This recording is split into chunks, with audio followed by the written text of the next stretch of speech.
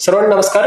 मी सत्यम गांधी, आयुक्त सांगली मिरज कुपट महानगरपालिका. आपल्या सर्वांना आवाहन करतो, 15 जानेवारी 2026 ला होणाऱ्या महापालिका सार्वत्रिक निवडणुकीला जास्त संख्यामध्ये येऊन मतदान करा. याच्यासाठी सर्वात पहिले आपलं नाव कुठल्या वॉर्डमध्ये आहे हे शोधण्यासाठी महापालिकाच्या अधिकृत वेबसाईटवर जाऊन आपण आपलं नाव वॉर्ड वाईज तपासू शकताय. कारण विधानसभा आणि लोकसभा महापालिकाची निवडणूक थोडा वेगळ्या प्रकारची असतो. वोटर सर्च फॅसिलिटी आम्ही वेबसाईटवर उपलब्ध करून दिलेल्या आहेत. त्याच्यामध्ये आपलं नाव तपासून त्याच पोलिंग स्टेशनवर जाऊन आपल्याला मतदान करायचे. मतदानच्या पूर्वी सध्या प्रचार प्रारंभ आहे. सगळे उमेदवार राजकीय पक्ष प्रचार वगैरे करत आहेत. ह्याच्यामध्ये मी सर्वांना विनंती करतो, कुठलाही पैसे, कुठलाही दारू किंवा भेटवस्तू न स्वीकारता प्रामाणिकपणे मतदान करण्यासाठी सहयोग द्या. त्याच्यानंतर सोशल मीडियावर जे काही पोस्ट वगैरे असेल, व्हॉट्सअपवर, फेसबुकवर किंवा इंस्टाग्रामवर, त्याला वैधरित्या पडताळणी केल्याशिवाय कुठल्याही ग्रुपला फॉरवर्ड, कुठल्याही व्यक्तीला फॉरवर्ड करू नये, जेणेकरून जे आपला फेक न्यूज किंवा मिसइन्फॉर्मेशनचे कॅम्पेन असतील त्याला पण थांबवण्याची मदत मिळणार. मतदानच्या पूर्वी सर्वांना जात, धर्म, भाषा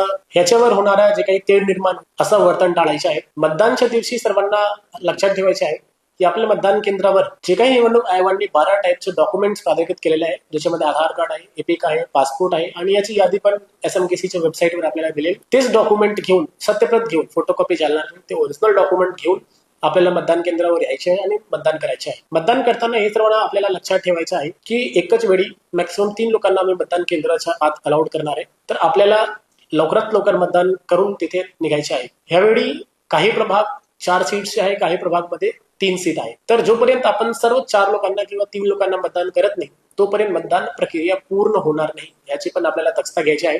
जर आपल्याला 4 पैकी 3 लोकांना मतदान करायचे आहे पण 1 ला करायचे नाही, तर अशा कंडिशन मध्ये आपण नोटाचा ऑप्शन आहे ते उपयोग करू शकतात. पण ज्या ठिकाणी 4 सीट आहे तर 4 वोट टाकावा लागेल आणि 3 सीट आहे तर आपल्याला 3 वोट टाकावा लागेल. कुठल्याही परिस्थितीत मतदान यंत्रासोबत छेडछाड करू नये. आम्ही सगळे संवेदनशील मतदान केंद्रामध्ये वेबकास्टिंगची सुविधा उपलब्ध करून देणार आहे. कुठल्याही प्रकारे आपल्याला EVM मशीन, BU किंवा CU सोबत छेडछाड करता येणार नाही. जर असं केलं तर गंभीर गुन्हा आपला दर्ज वगैरे आम्ही करणार आहोत. ह्याच्यानंतर मतदानच्या दिवशी मतदान केंद्राच्या 100 मीटरच्या आत कुठलाही प्रचार प्रक्रिया आम्ही अलाव करणार नाही. त्यावेळी आपल्याला लक्षात ठेवायचे आहे की मतदान करताना आपल्याला कुठल्याही राजकीय पक्षांचे सिंबल आपल्याला मतदान केंद्राच्या आत अलाउड नाही आहे. जर असं झालं तर त्याच्यावर पण गंभीरतेने त्याची पण नोंद घेतली जाईल.